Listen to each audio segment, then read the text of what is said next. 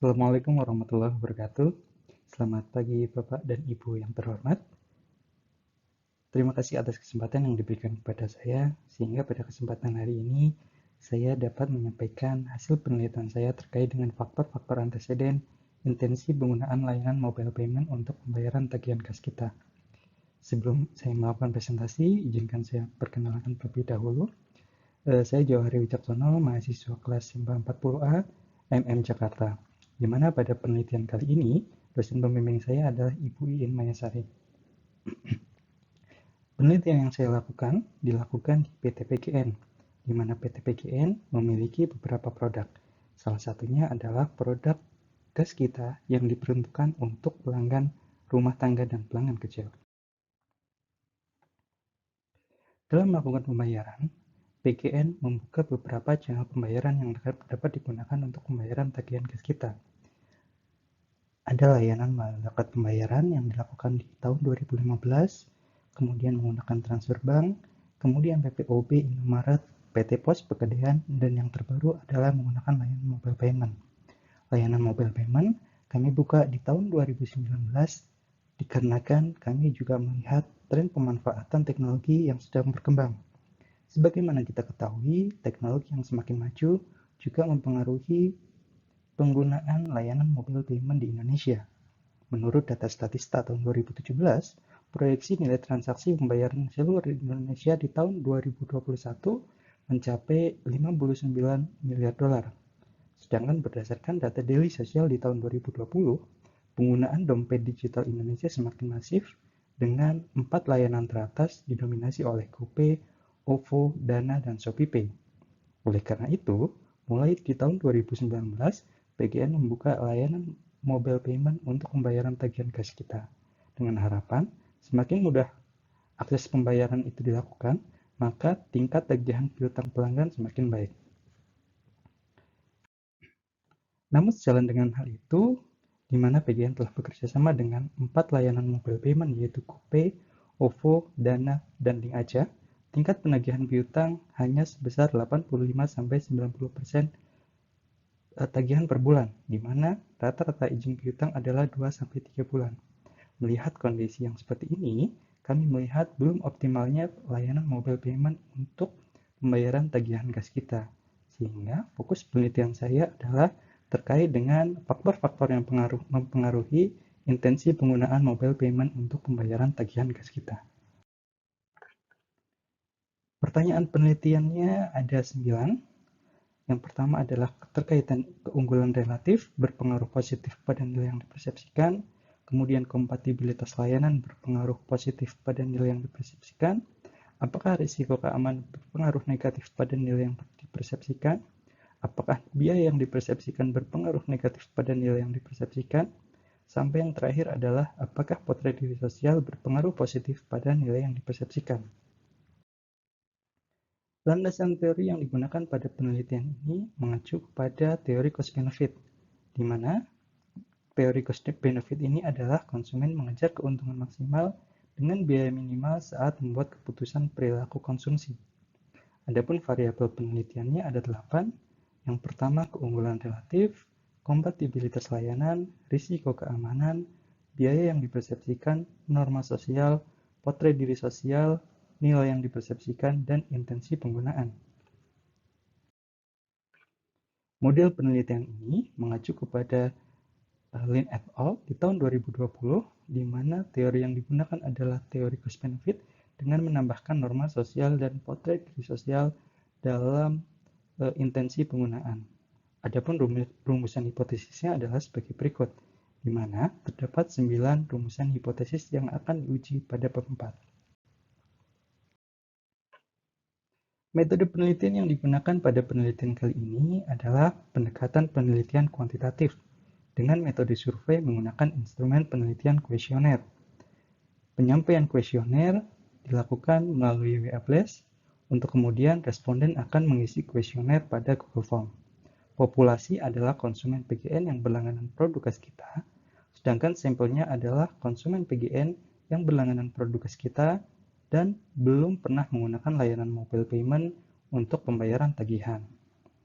Berdasarkan sebaran kuesioner, diperoleh 177 responden yang mengisi, namun hanya 125 data yang memenuhi kriteria, yaitu pelanggan tersebut berlangganan produk gas kita dan belum pernah menggunakan layanan mobile payment untuk pembayaran tagihan gas kita.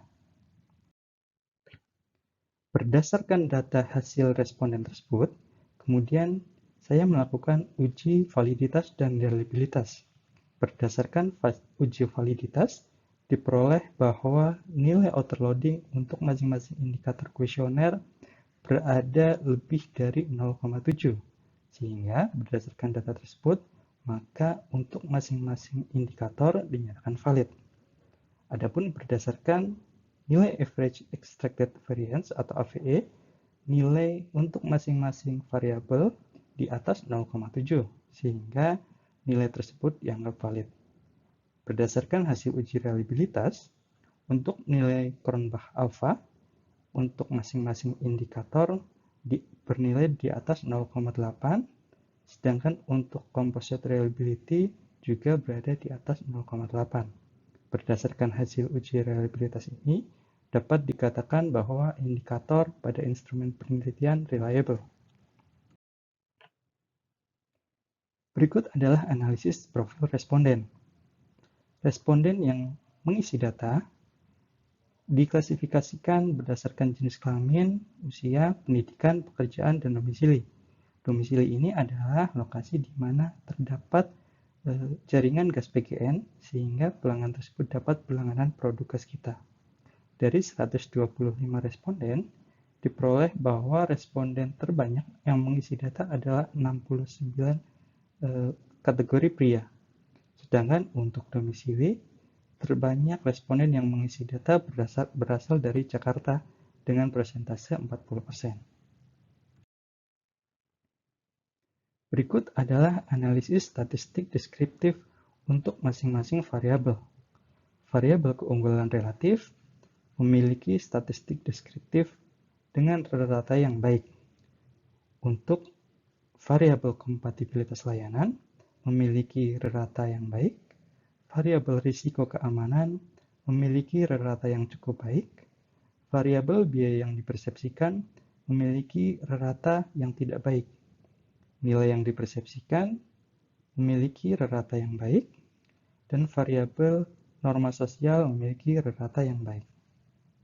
Selanjutnya, analisa deskriptif untuk potret diri sosial memiliki nilai rata cukup baik, dan intensi penggunaan memiliki rata yang baik.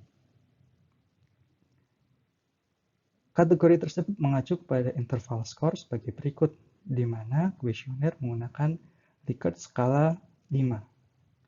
Berdasarkan hasil analisa data responden, diperoleh R-square untuk masing-masing variabel sebesar 0,588 atau kategori moderat untuk intensi penggunaan, nilai yang dipersepsikan sebesar 0,596 atau kategori moderat, dan potret diri sosial sebesar 0,271.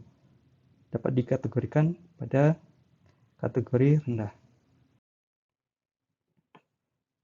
Selanjutnya, berdasarkan hasil uji hipotesis, di mana hipotesis tersebut diuji menggunakan SEM dengan menggunakan aplikasi Smart PLS 3.0, dari 9 hipotesis hanya 4 hipotesis yang terdukung, sedangkan 5 hipotesis tidak terdukung. Kompatibilitas berpengaruh pada nilai yang dipersepsikan, ini hipotesisnya terdukung, kemudian nilai yang dipersepsikan berpengaruh positif pada intensi penggunaan, hipotesis terdukung. Kemudian hipotesis terdukung selanjutnya adalah norma sosial yang berpengaruh pada intensi penggunaan. Dan yang terakhir hipotesis terdukung adalah norma sosial berpengaruh positif pada potret diri sosial. Berdasarkan hasil uji variabel dan hasil uji hipotesis, diperoleh simpulan sebagai berikut. Dari 4 hipotesis yang terdukung dan 5 hipotesis yang tidak terdukung, maka diperoleh bahwa variabel keunggulan relatif tidak memiliki pengaruh pada nilai yang dipersepsikan.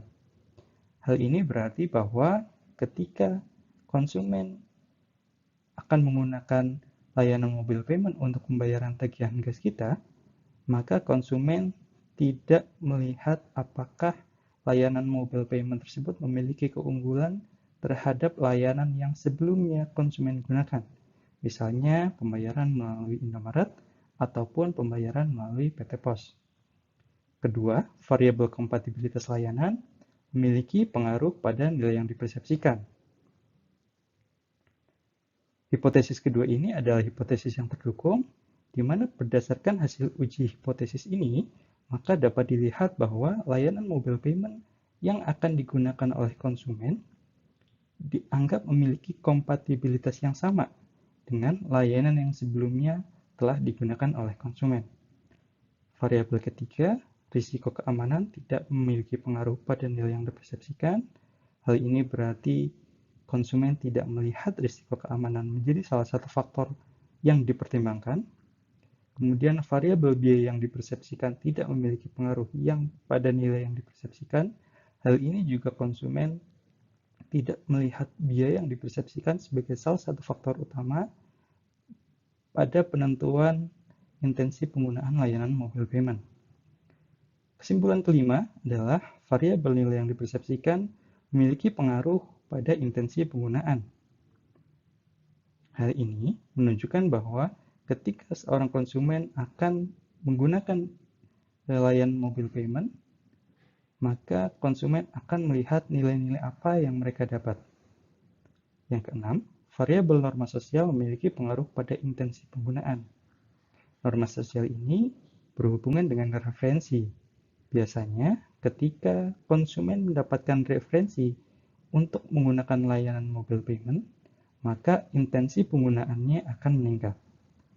Yang ketujuh, variabel norma sosial memiliki pengaruh pada potret diri sosial. Yang kedelapan, variabel potret diri sosial tidak memiliki pengaruh pada intensi penggunaan. Dan yang kesembilan, variabel potret diri sosial tidak memiliki pengaruh pada nilai yang dipersepsikan. Dari kesembilan data ini, dilihat bahwa potret diri sosial tidak memiliki pengaruh pada intensi penggunaan maupun nilai yang dipersepsikan.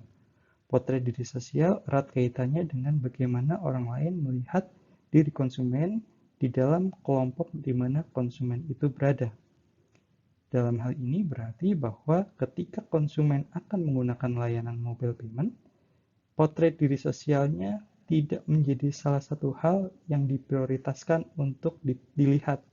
Sehingga apakah potret diri sosialnya itu meningkat atau tidak, itu tidak berpengaruh pada penggunaan atau intensi layanan mobile payment yang akan digunakan oleh konsumen.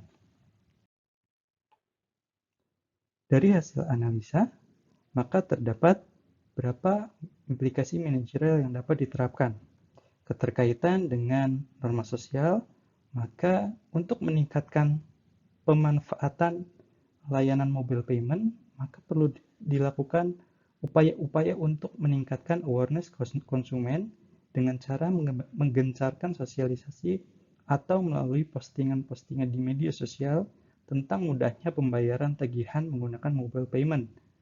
Kemudian dapat juga bekerja sama dengan penyedia layanan untuk mengadakan promo-promo tertentu, serta menambah layanan mobile payment baru yang dirasa lebih memberikan kemudahan bagi konsumen. Yang kedua, meningkatkan pengaruh sosial melalui review maupun testimoni dari konsumen yang telah lebih dahulu menggunakan layanan mobile payment. Karena berdasarkan hasil analisa, norma sosial atau referensi erat kaitannya dengan intensi penggunaan layanan mobile payment oleh konsumen. Dan yang terakhir, saran untuk penelitian selanjutnya adalah penambahan variabel terkait kemudahan penggunaan aplikasi. Yang kedua, penambahan variabel terkait manfaat biaya semisal ada tidaknya promo. Dan yang terakhir adalah penambahan jumlah dan sebaran lokasi kuesioner, karena pada kesempatan kali ini penelitian masih terbatas lokasinya. Demikian presentasi dari saya. Atas kesempatan dan perhatian yang disampaikan, saya ucapkan terima kasih. Assalamualaikum warahmatullahi wabarakatuh.